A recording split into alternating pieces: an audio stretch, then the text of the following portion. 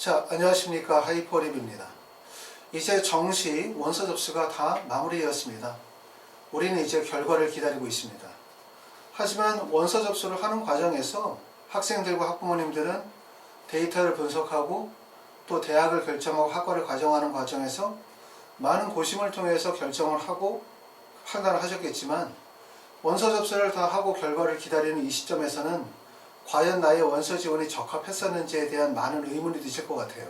특히 경쟁률을 보면서 내가 판단했었던 구간의 경쟁률이 높거나 경쟁률이 낮았었을 때 과연 이 선택은 올바랐는지, 아니면 내가 예상하는 대로 결과가 나올 수 있을지에 대한 불안감이 많이 드실 텐데, 사실 이런 마음들은 저 또한 마찬가지거든요. 정식 원서 접수 기간 동안에 학부모님들을 만나서 상담을 하고 대학과 학과를 결정해 드리고 난 다음에 경쟁률을 보고 나면 과연 나의 선택에 대한 부분에 대해서 여러 가지 고민을 많이 하게 돼요. 사실 그래서 정식 원서 접수가 다 끝나고 난 다음에는 경쟁률이라든가 기타 내용들을 아예 쳐다보고 싶지 않거든요. 그렇죠? 왜냐하면 생각을 다 지우고 싶어요. 하지만 한 번쯤은 우리가 경쟁률에 대해서 정리할 필요가 있고, 또 많은 학부모님들과 학생들은 원서 접수가 끝났지만 아직도 여진이 계속되어지기 때문에 불안한 마음들을 많이 가지고 계시지 않을까 라는 생각이 들어서 좀 더 학부모님들에게 경쟁률을 분석하면서 마음을 좀 정리할 수 있는 시간들을 드렸으면 좋겠다 라는 생각에서 이번 시간을 마련했고, 또 고등학교 1학년이나 2학년 학생들은 미리 우리가 입시를 치러본다라는 마음으로 2021학년도 정시의 경쟁률의 변화에 대한 부분들을 미리 한번 보시면 도움이 될 거라고 생각이 되어집니다. 자, 2021학년도 정시 모집은 우리가 예상했었던 것처럼 0.5 정도 경쟁률이 하락을 했어요. 0.5라고 하는 것은 뭘 얘기를 하냐면, 서울대부터 시작해서 일반적으로 부산대나 경북대 정도까지를 한 대학을 한 30개 정도 대학을 정리해 보니까 전체적으로 0.5 정도 경쟁률이 하락했다, 이렇게 말씀을 드릴 수 있고, 이건 우리가 예상이 되어졌었던 거죠. 그렇죠? 전년도에 학생 수가 한 5만 명 정도 감소되어지면서 0.50 정도 하락했고, 올해 또 마찬가지로 한 7만 명 정도 감소되면서 0.50 정도 하락이 되기 때문에 대학 입시는 경쟁률의 하락과 더불어서 합격 가능성이 매우 높아졌다, 이렇게 말씀을 드릴 수는 있어요. 근데 경쟁률이 하락했다 하더라도 사실은 그 전년도에 4.0의 경쟁률, 이번에 3.5의 경쟁률이라 하더라도 원서를 지원하신 학생들과 학부모님 입장에서는 불안함은 여전할 수밖에 없어요. 하지만 일단 첫 번째 안도하실 부분들은 전년도에 이어서 경쟁률이 또 마찬가지로 0.5 정도 하락했다.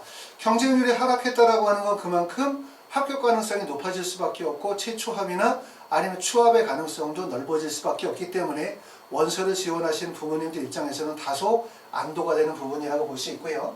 평균 경쟁률을 봤더니 5.35대 1에서 4.80대 1로 경쟁률이 하락이 됐습니다.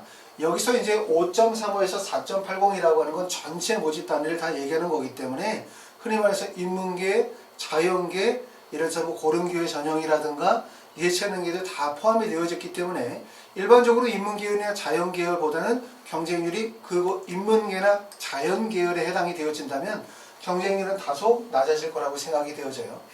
올해 우리가 경쟁률이 하락한 요인에 대해서는 여러 가지 분석과 평가가 있는데, 뭘 얘기를 하냐면 첫 번째는 학력인구에 대한 감소, 이건 우리가 다 얘기했었던 거, 학력인구에 대한 감소와 그 다음에 수능 응시자 수의 숫자의 감소, 그리고 수시 이탈자에 대한 거, 그 다음에 자연계 과학탐구 투의 응시자의 감소, 정시 선발 인원들의 증가로 인해서 결국 경쟁률이 하락할 거라고 예상이 되어졌고, 눈에 보이시는 것처럼 0.5 정도 경쟁률이 현실적으로 우리가 하락했다, 이렇게 볼 수 있고요.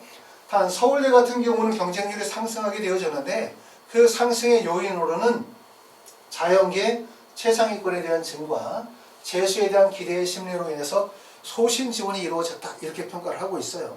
자, 여기에 보이시는 건 우리가 상위 누적 비율이 인문계에 대한 거고, 여기 나와 있는 건 상위 누적 비율이 자연계에 관한 부분인데, 입시 전체로 봤었을 때는 과연 입시가 전반적으로 올해 입시는 소신 지원입니까? 올해 입시 지원에는 안정 지원입니까? 상향 지원입니까? 이렇게 여쭤보시는 분들이 많은데, 제가 그전에도 말씀을 드렸었던 것처럼 소신 지원이냐 안정 지원이냐 상향 지원이냐에 대한 부분들은 전반적인 입시와 관계가 되어진 것이 아니라 사실상 내가 지원하는 지원군과 가장 큰 차이점이 있다라고 말씀을 드렸고, 특히 인문계인 같은 경우는 인문계인은 대부분 380점대 이하이신 분들, 다시 말해서 상위 누적 비율이 7% 이하이신 분들은 수능시험을 보고 난 다음에 수능시험을 잘 봤다고 생각하는 사람들이 거의 없어요. 왜 잘 봤다고 생각이 없냐면 평상시에 그 이상을 봤기 때문에. 그러니까 올해 입시의 가장 큰 문제는 누누이 말씀을 드렸었지만 우리가 6월과 9월에 시험을 봤었던 시험들이 코로나19로 인해서 자신의 실력에 대한 객관적인 평가의 시간적인 여유가 별로 없었다는 거고, 학생들이나 부모님이 학생의 실력에 대한 기대 심리가 많았다는 거예요. 그렇기 때문에 수능시험을 봤었을 때 그 시험 성적에 대해서 만족을 못하죠. 왜? 나는 평상시의 성적으로는 연세대나 고려대를 갈 수 있었는데, 내 평상시의 실력으로는 의치대를 갈 수 있었는데, 아니면 건국대를 갈 수 있었는데 수능 시험을 보고 나니까 그거보다 낮은 성적이 나온 거죠. 그러다 보니까 문과 학생들 같은 경우는 380점대 이하의 학생들은 거의 대부분이 붙이고 지르자, 안정 지원이나 적정 지원을 하고 난 다음에 상향 지원을 하고자 하는 추세가 상당히 뚜렷한 거고, 그 다음에 390점대 3% 이상으로 가게 되어지면 아시는 것처럼 상위 구간에서는 무조건적인 상향이 사실상 매우 어려워져요. 그렇죠? 그렇기 때문에 요 점수대에서는 소신 지원이 발생이 되어진 거죠. 그렇죠? 그렇기 때문에 소신 지원의 구간은 문과인 경우에는 보통 390점대 이하로 가게 되어지면 소신 안정 지원을 추구한다는 반면에 380점 이하의 학생들은 대부분의 경우들은 본인 성적에 대해서 불만족하는 학생들이 많다. 그래서 바로 이제 올해는 넘어가면 2022학년도에 재수생의 숫자가 증가할 가능성이 높다라고 말씀을 드렸고, 우리가 2021학년도에 재수생의 비율이 약 30% 정도, 전년도에 25%가 다소 상향이 되어진 비율에서 재수생의 숫자가 많이 늘어났는데, 올해 2022학년도는 재수생의 숫자가 많이 늘어날 거라고 우리가 일반적으로 예상할 수 있어요. 입시의 변화라든가, 아니면 예를 들어서 약학대학원이 편입되어진다라는 거, 약대를 2022학년도 대학 입시에 선발한다는 거, 이러한 요소들도 있지만 가장 큰 요소는 뭐냐면 올해 시험, 수능 시험을 본 학생과 학부모님들이 본인의 점수나 본인의 지원하는 대학과 학과에 대해서 불만족하는 학생들이 많다는 점, 이런 점이고, 또 하나는 실제 대학에 합격한 학생들이라 하더라도 현재 코로나로 인해서 정상적인 학사 일정이 유지가 되지 않기 때문에 재수를 하기에 매우 용이한 조건을 가지고 있다는 거죠. 그런 것들 때문에 재수생이 증가할 가능성이 높다고 볼 수 있고, 자연계 같은 학생들은 보통 자연계가 문과보다 약 표준 점수를 10점 정도 낮아진 상태에서 동일 대학을 간다고 볼 수 있어요. 그렇기 때문에 자연계는 보통 학생들이 379점대 이하의 학생들 또는 370 이하의 학생들이 10% 이하의 학생들은 대부분 어떤 학생들이 가지고 있냐면 수능 성적에 대해서 불만족하는 학생들이 많고, 따라서 이런 조건에서는 상향 의지가 매우 강하게 나타났었다. 그리고 또 하나는 달라진 점은 뭐냐면 문과와 다른 점은 자연계 학생들 중에서 의대나 치대를 목표로 하시는 분들, 이런 분들이 구간적으로 두 개의 구간이 있거든요. 간단히 말하면 연세대나 고려대 또는 서강대나 성균관대 정도의 라인에서, 중앙대 라인에서 1차 합격하고 난 이후에 재수를 결심하시는 분들, 그런 분들의 상향 의지가 뚜렷하게 드러났고, 그 다음에 또 하나는 말씀드렸었던 것처럼 서울권에 있는 대학에 1차 합격할 정도의 실력을 가진 학생들은 본인의 성적에 대해서 불만족하는 학생들이 많았다. 이번에 이제 원서 지원을 하면서 학생들과 학부모님들을 만나서 상담을 하면서 느끼는 점들은 전년도와 다소 달라진 점이나 아니면 전년도보다 조금 더 강하게 드러나는 현상들은 뭐냐면 상향 의지에 대한 것들이 상당히 많았고, 그 다음에 본인의 성적에 대해서 불만족하시는 분들이 상당히 많았다라고 하는 게 이제 올해 입시의 가장 큰 특징이라고 볼 수 있고, 거기에 따라서 구간적으로 봤을 때는 문과인 경우에는 보통 380점대 이하, 그 다음에 자연계 학생들 같은 경우는 370점대 이하의 구간과 그 다음에 380점대의 구간에서 두 가지의 구간에서 특징적인 부분이 나타났다, 이렇게 말씀을 드릴 수가 있을 것 같습니다. 자, 주요 대학에 대한 경쟁률을 먼저 보게 되었는데 세 파트로 정리를 해봤어요. 첫 번째는 서울에 있는 주요 대학들, 그 다음에 두 번째는 서울에 있는 주요 대학과 경기권에 있는 대학, 그 다음에 세 번째는 지방 캠퍼스와 국립대에서 경쟁률의 변화가 어떻게 나타나는지 보면, 결론적으로 얘기하면 모든 대학의 구간에서 경쟁률의 하락으로 나타났다는 점, 이런 부분들은 어쩔 수 없는 조건이긴 해요. 왜냐하면 대학의 숫자와 선발이라는 거의 그대로 있는 상태에서 학생 수가 계속 줄어들고 있는 상태이기 때문에 대학들은 경쟁률이 하락하고 있는 부분들을 볼 수밖에 없고, 대학의 입장에서 볼 때는 매우 심각한 문제죠. 왜냐하면 지원하는 학생들이 줄어든다라고 하는 것은 그만큼 대학에 있어서는 아주 심각한 문제를 받아들일 수밖에 없기 때문에 2021학년도 경쟁률의 하락에서 나타나는 부분들은 제가 볼 때는 지방에 있는 국립대, 지방에 있는 대학들뿐만 아니라 서울에 있는 주요 대학들도 매우 심각하게 받아들일 수밖에 없는 상황이다 라고 생각이 되어집니다. 서울대부터 시작해서 국민대까지 봤었을 때 전체 경쟁률은 2020년도에 5.35 정도의 경쟁률이었는데 2021학년도 경쟁률을 조사하니까 4.90 대 1로 전체 경쟁률은 0.45 정도 경쟁률이 하락을 했어요. 경쟁률이 상승한 구간은 서울대학교. 서울대학교는 전년도에 3.40에서 3.82로 0.42 경쟁률이 상승했고 한양대학교는 0.01 정도 소폭 상승.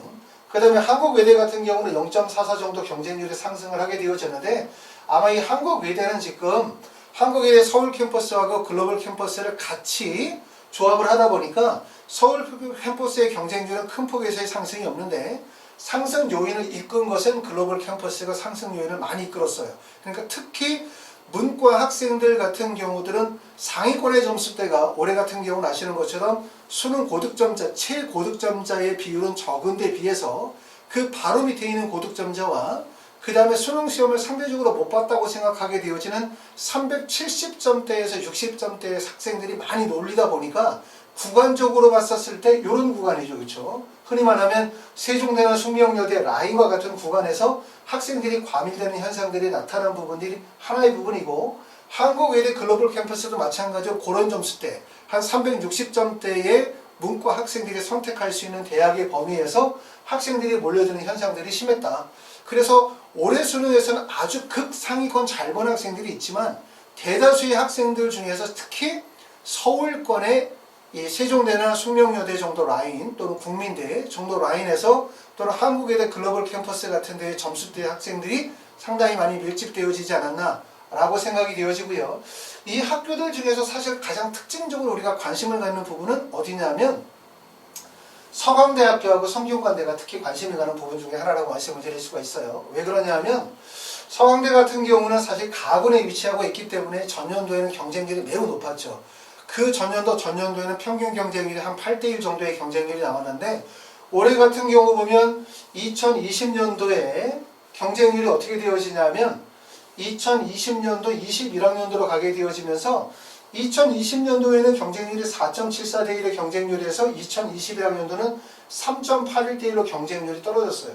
그렇기 때문에 서강대는 가군의 경쟁률의 하락이 매우 큰데 특히 일반 전형, 농어촌, 기회균형, 장애인 대상까지 모두 합치다 보면 경쟁률 하락폭이 크게 드러나는 부분들은 일반 전형에서 경쟁률의 하락이 컸다. 이렇게 볼 수 있죠. 왜냐하면 전년도에는 4.74에서 3.81 정도로 경쟁률이 떨어졌기 때문에 서강대 가군이라고 하는 위치는 아시는 것처럼 서강대 가군의 인문계열의 학생들이 원서를 쓴다는 것은 결국 연세대나 고려대의 원서 지원이 이루어진다는 얘기이기 때문에 충분히 서강대를 흡입할 수 있는 구조를 가지고 있거든요.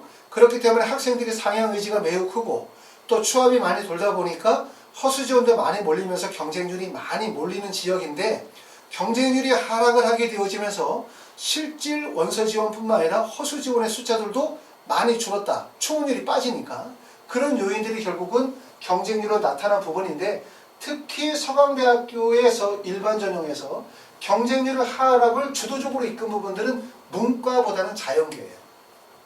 자연계는 지금 보면은 전년도에 208명 모집에 4.88 대 1의 경쟁에서 2021학년도는 222명 모집에 3.69 대 1로 마이너스 1.19 정도의 경쟁률을 보여주고 있기 때문에 문과의 경쟁률 하락보다 자연계의 경쟁률의 하락이 매우 컸다.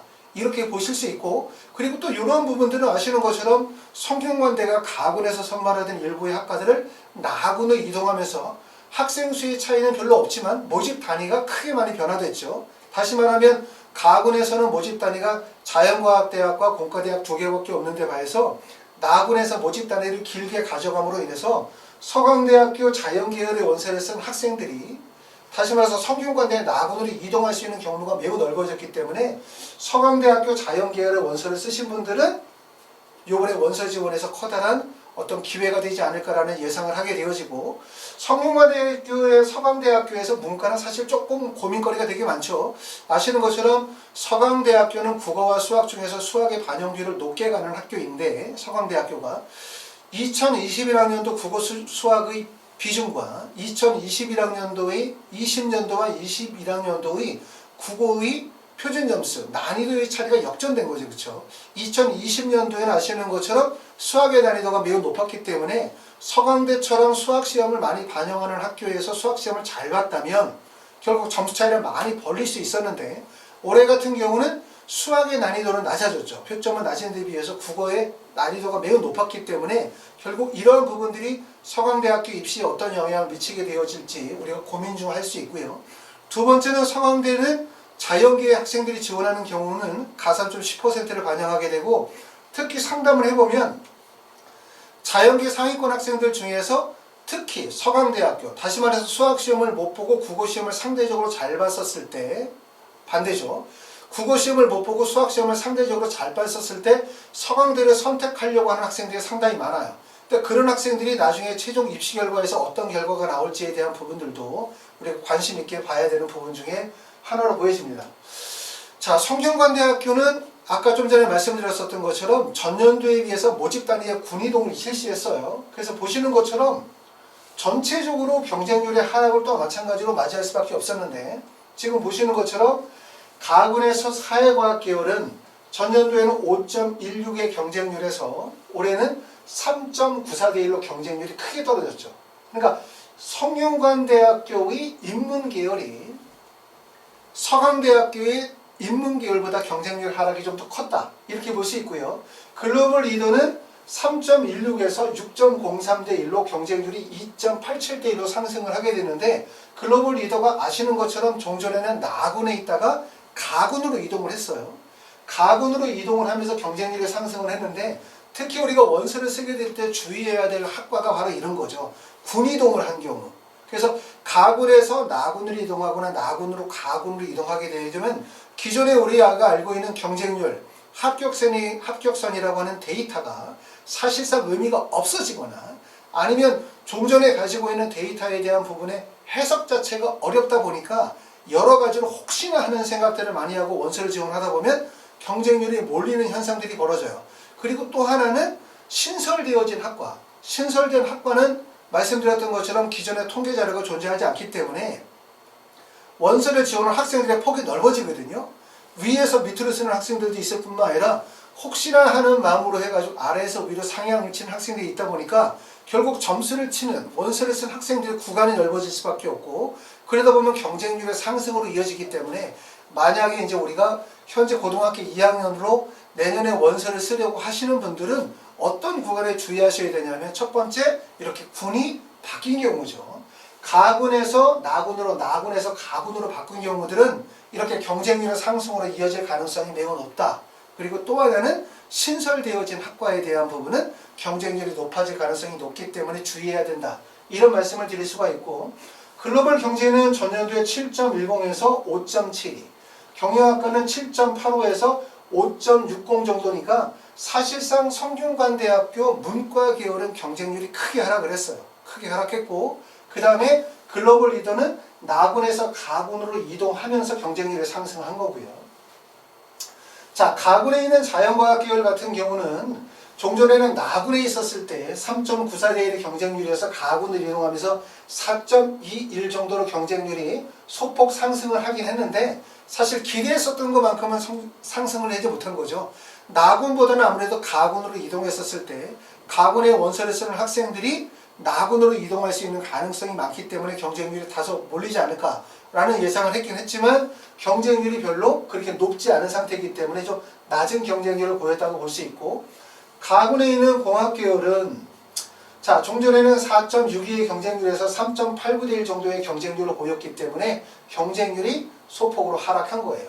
인문계 쪽에서 많이 하락했고, 문과 쪽에서는 소폭 하락했고, 그리고 군이동을 한 경우에서는 경쟁률이 상승한 구조를 보고 있고요.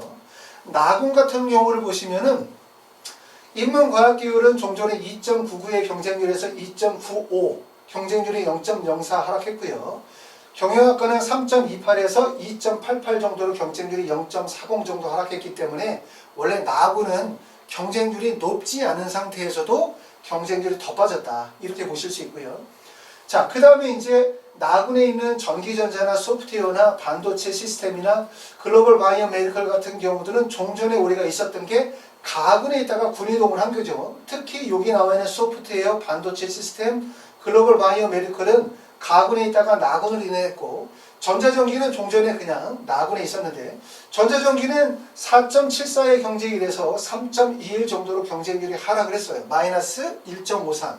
그 다음에 군이동을 한 소프트웨어는 5.48에서 7.64, 반도체 시스템은 6.19에서 3.68, 그 다음에 글로벌 바이오 메디컬은 8.85에서 5.00 정도 경쟁률이 하락을 했기 때문에 반도체 시스템과 글로벌 바이오 메디컬은 군이동을 하면서 경쟁률이 크게 하락한 거죠. 그렇죠? 군이동을 하면서 경쟁률이 많이 하락했기 때문에 제가 볼 때는 이런 부분들은 성균관대학교에서 예상했었던 부분은 아닌 것 같아요. 왜냐하면 가군에 있던 것은 나군으로 이동하게 되어질 때 여러 가지 의도를 가졌겠으나 이렇게 경쟁률의 커다란 하락은 예상하지 못했을 부분이기 때문에 조금 요거는 당황스러운 부분이라고 할 수 있고, 그 중간에 있는 나군에 있는 소프트웨어는 다른 나군에 다른 모집 단위들이 편입이 되어지면서 상대적으로 요 구간을 학생들이 기회 구간이라고 여겼을 수 있다. 이렇게 보실 수가 있고요. 경쟁률이 높았다라고 하는 거는 이거죠. 경쟁률이 높으면 당연히 많은 학생들이 지원하게 되어지고 많은 학생이 지원하게 되어지면 점수 향상이 올라갈 것이라고 예상이 되어지는 게 당연한 거고요. 하지만 또 반대로 생각하면 경쟁률이 몰렸다는 것은 무슨 의미냐면 이 구간을 학생들이 기회 구간, 다시 말해서 낮은 성적으로 눈치 작전을 통해서 붙일 수 있는 구간으로 여겼다는 뜻이기 때문에 결과적으로 이런 구간에서는 대부분 낮은 학생들이 몰리게 되고, 낮은 학생들이 몰리게 되어지면 충원율이 많이 발생이 되어지지 않는 이유가 생기긴 해요. 그러니까 경쟁률이 높으면 많은 학생들이 몰리는 게 맞지? 근데 그 많은 학생들이 대부분 성적의 강점을 가지고 있는 학생들이 아니다 보니까 결과적으로 다른 대학교에 붙으면서 충원율이 크게 발생이 되어지진 않는다. 이런 점들이 있기 때문에 꼭 경쟁률이 높다라고 해서 무조건적으로 불안하다, 또는 경쟁률이 낮다라고 해서 합격할 수 있다라고 볼 수는 없어요. 자, 우리가 이제 원서를 쓰고 나면 다 아시는 거지만 원서 접수가 일단 끝나고 나면 사실 아무런 의미가 없어요. 그 다음서부터는 우리가 불안한 마음에 추측하고 데이터를 다시 한번 살펴보고 경쟁률을 좋아하면서 그러면서 추측하고 상상하고 기대하긴 하지만 원서 접수가 이루어지고 난 다음에는 사실상 아무리 우리가 방법이 없고, 또 발표가 난 다음에 예를 들어서 예비번호를 2번을 받든 10번을 받든 예비번호를 가지고 전년도의 충원율을 토대로 해서 내가 합격할 수 있을지 없을지에 대한 부분을 추측하는 것도 사실상 의미가 없죠. 왜? 우리가 어떻게 할 방법이 없거든요. 단지 우리는 그냥 기대하고 잘 되기를 희망하는 것 뿐인데, 그런데 아까도 말씀드렸던 것처럼 우리가 하나 이해할 점은 입시 전반적으로 봤었을 때 경쟁률이 하락했다라고 하는 건 다시 말하면 중위권 학과라 하더라도 상위권에서 빨아 올리는 거잖아요. 그렇죠? 그렇게 되면 결국 이동률과 충원율이 매우 높아질 가능성이 높기 때문에 올해 입시는 전년도의 입시보다는 훨씬 더 나은 조건을 가지고 있기 때문에 좀 더 편안한 마음을 가지고 보시면 좋을 것 같습니다. 자, 세종대학교도 우리가 주목할 부분이죠. 세종대학교는 아까 말씀드렸던 것처럼 숙명여대, 세종여대 요 정도 라인이 올해 학생들이 상당히 많이 몰렸거든요.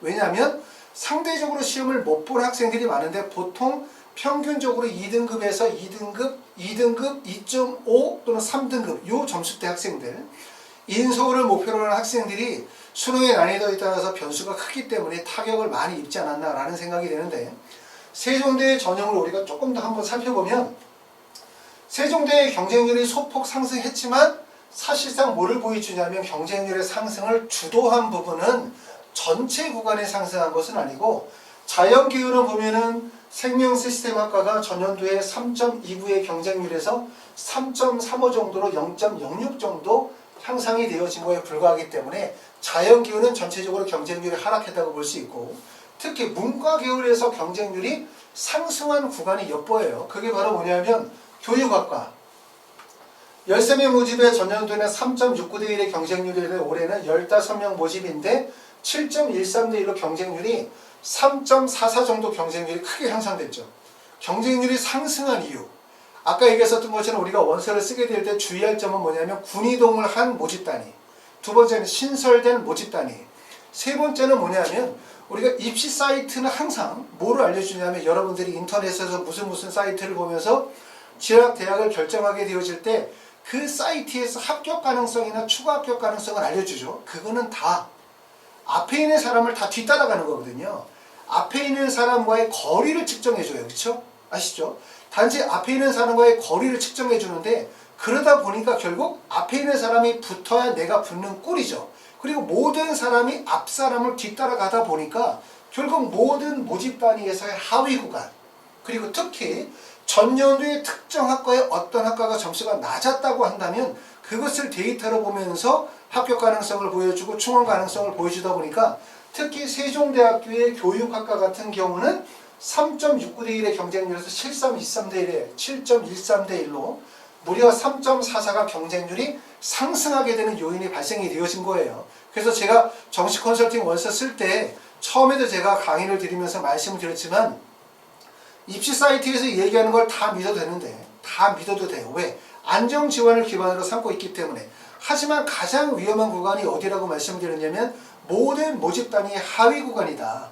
왜 하위 구간이 위험하냐고 얘기하냐면 하위 구간은 대학과 대학이 바뀌는 구간이기 때문에 하위 구간에 학생들이 붙죠.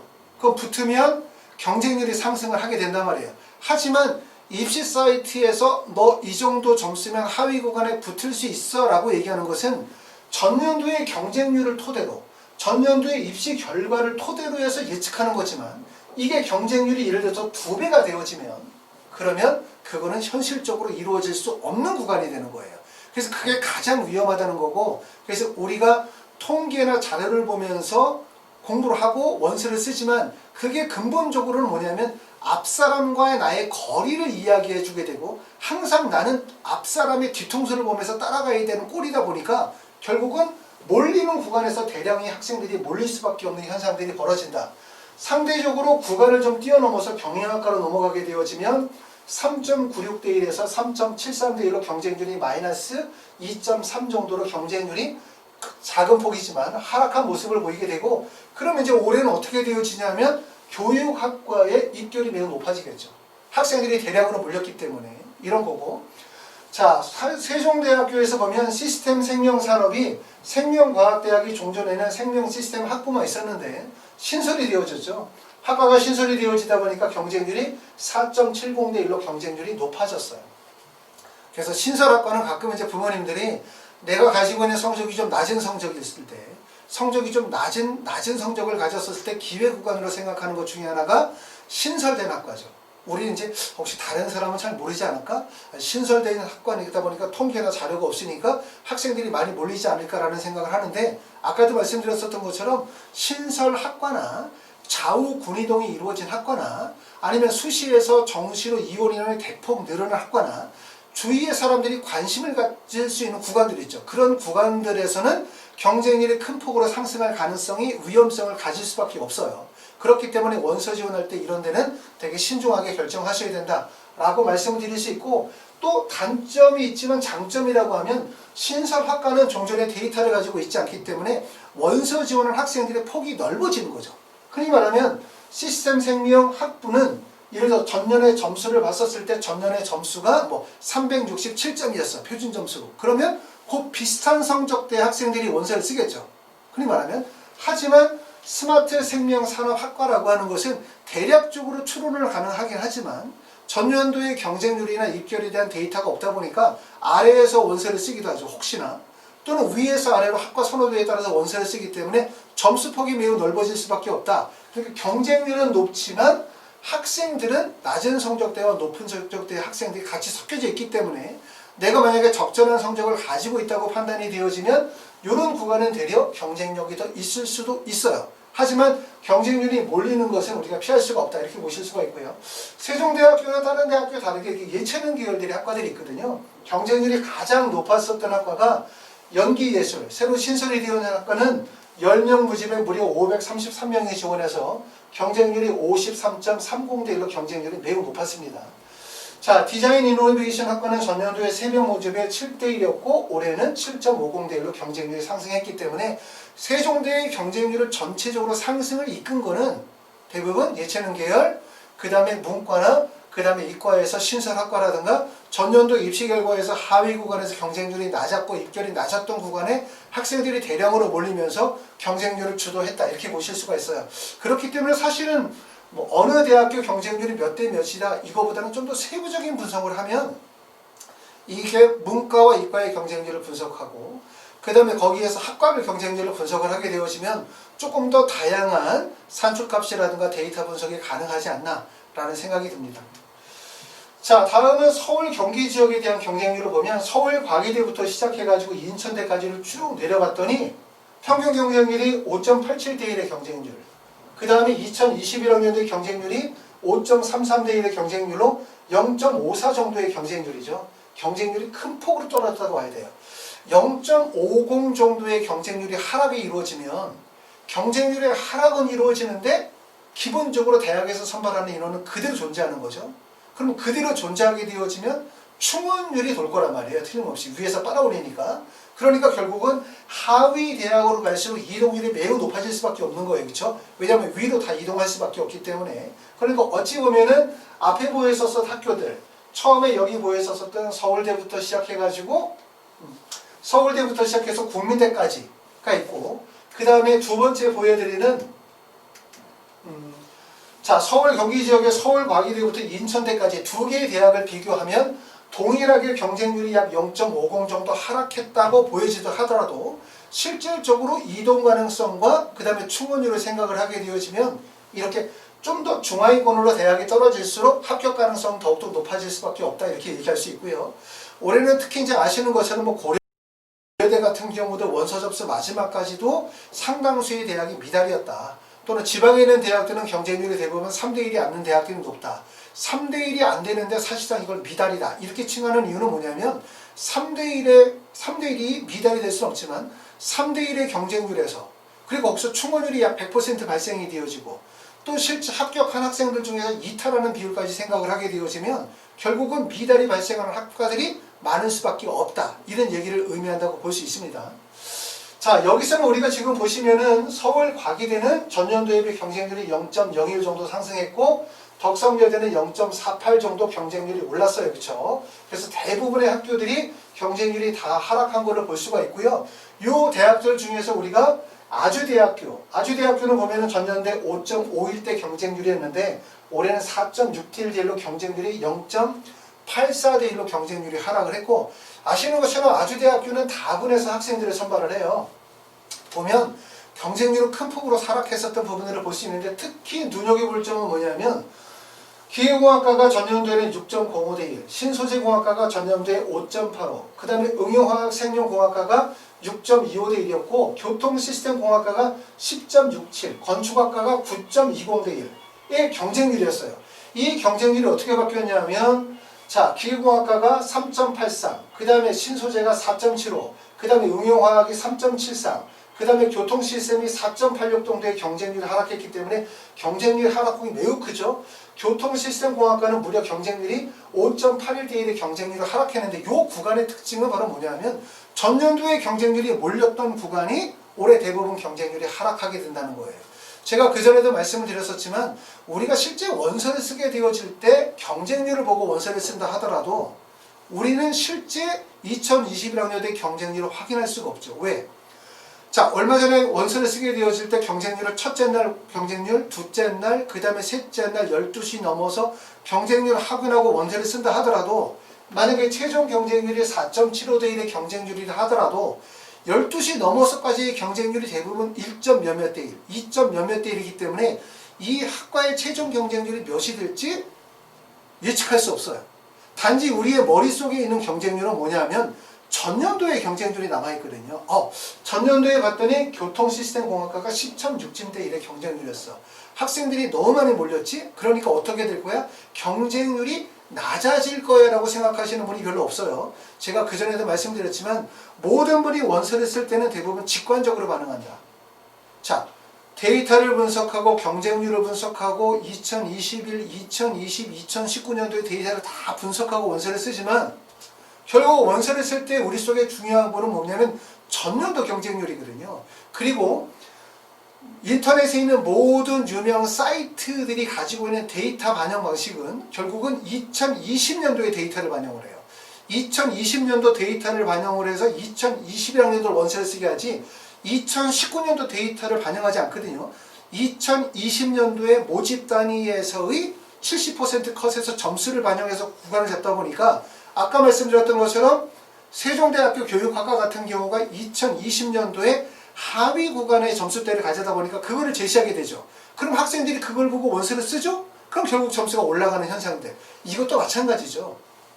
원서를 쓸 때 그래서 위험한 구간이라고 말씀을 드리는 게 바로 뭐냐면 첫 번째는 아까 좌우에 군이동이 발생이 되어진 구간이라고 말씀드렸어요. 가군에서 나군으로 이동하거나 나군에서 가군으로 군이동이 발생됐을 때, 두 번째는 신설학과였었을 때, 세 번째는 전년도 입시 결과에서 특히 하위 구간에서 점수가 입시기관에서 제시하는 입시 결과의 점수가 낮았었을 때, 그리고 네 번째는 또 다른 게 뭐냐면 전년도의 경쟁률이 이렇게 높았었을 때, 이런 경우들은 대부분의 원서를 쓰시게 되어질 때 올해의 경쟁률을 확인할 수 없으므로 전년도의 경쟁률을 보고 원서를 쓰게 되고, 그러면 결국은 높은 과가 낮아지는 역전현상이 대부분 벌어진다. 물론 높은 과가 낮아지는 현상들이 일반적이지만 높은 과가 높아지는 경우도 있어요. 이렇게 얘기하면 이렇게 말씀하시는 분들이 계시더라고요. 원서 접수 마지막 날 2개 학과를 딱 봤다가 경쟁률이 높은 과를 딱 넣으면 그 학과가 낮아지겠죠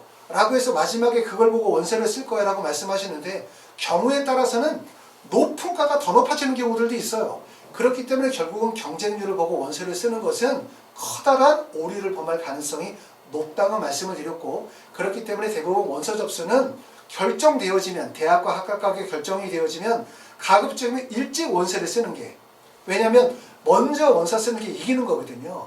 나중에 원서를 쓰시게 되어지면 경쟁률이 몰리는 현상들이 벌어질 수밖에 없는데, 아주대학교의 이 경쟁률을 보면서 여러분들이 느끼시는 점들은 뭐냐면, 경쟁률이 많이 몰린 학과가 경쟁률이 낮아질 가능성이 높다.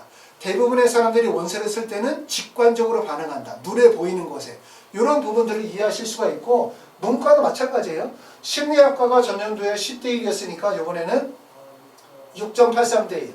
미디어는 전년도에 8.06대 1에서 5.48. 정치외교는 7대 1에서 6.86대 1로 경쟁률이 하락하는 모습들을 보여주고 있다. 이렇게 보실 수가 있습니다. 자, 캠퍼스와 국립대학교 경쟁률을 보게 되어지면, 자, 전체의 경쟁률이 4.85대 1에서 4.17대 1로 경쟁률이 0.68 정도 하락했기 때문에 이쪽으로 가면서 경쟁률의 하락폭이 조금 더 커요. 이 학교들 중에서 가장 눈여겨 보이는 학교는 연세대학교 미래캠퍼스인데, 연세대학교 미래캠퍼스는 전년도에 3.44대 1의 경쟁률에서 4.55대 1로 경쟁률을 1.11 정도 경쟁률이 상승을 했습니다.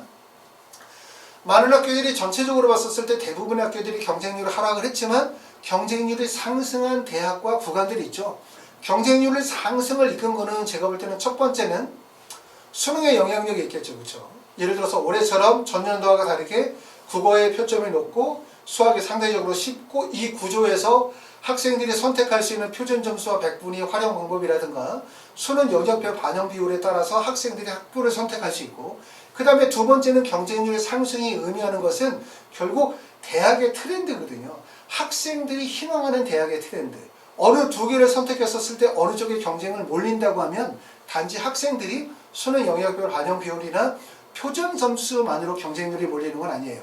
왜냐하면 실제 점수를 가지고 상승 붙을 수 있는 가능성으로 원서를 쓰는 학생도 있지만, 올해 같은 경우는 성적이 안 되는 상태에서 상향 지원을 노리는 허수 지원도 상당히 많았다고 보게 되면 결국 대학의 선호도를 의미한다고 볼 수 있거든요.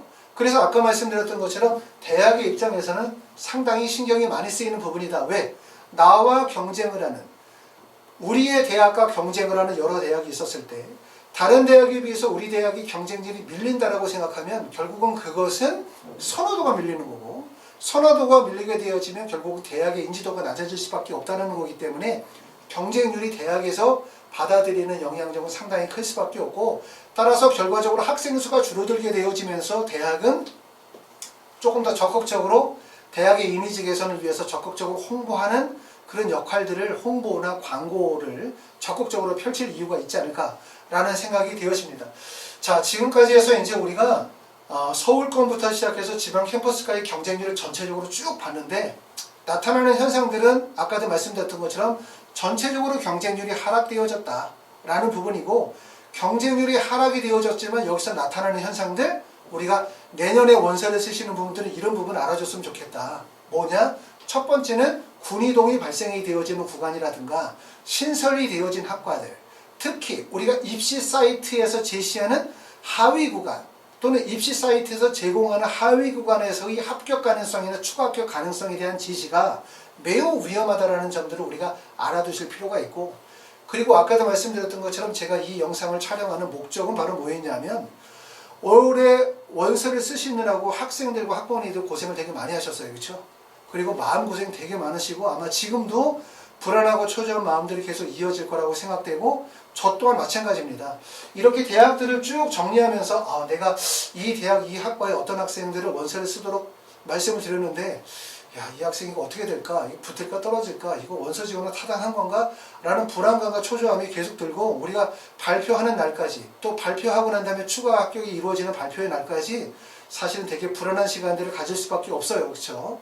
하지만 잘 이겨내시기를 바라고, 올해 입시는 전체적으로 봤을 때 전년도 입시보다 매우 좋은 입시의 구조를 가지고 있고, 이런 경쟁률의 하락이라는 것은 결국은 내가 조금 더 합격할 가능성을 많이 보여주고 있다고 보기 때문에 마음 편안하게 좀 가지시고, 최초 합격자 발표 이루어질 때까지, 그리고 추가 합격자 발표 이루어질 때까지 좀 편안한 마음으로 잘 기다리시면 좋을 것 같고요. 그리고 그 다음 과정에 대해서 제가 하나 촬영을 하는 게 있는데, 자, 정시 원서 접수가 끝나고 난 다음에 향후 일정, 그리고 그 과정에서의 추가 모집에 대해서 제가 조금 잠시 후에 영상을 찍어서 올릴 예정입니다. 그거 한번 보시면서 우리가 이제 향후 과정에 대해서, 수능시험 받고 원서 접수했고요. 그럼 이제 기다리는 것은 결과를 기다리는 과정밖에 남아있고, 그 다음에 한 번쯤 생각해야 되는 것은 나중에 발표가 났었을 때 어떻게 해야 되지? 또 만약에 떨어졌을 때 어떻게 해야 되지? 이런 고민들이 있으실 것 같아서 그 다음 과정에 대해서 좀 도움을 드리기 위해서 영상을 준비하고 있습니다. 감사합니다.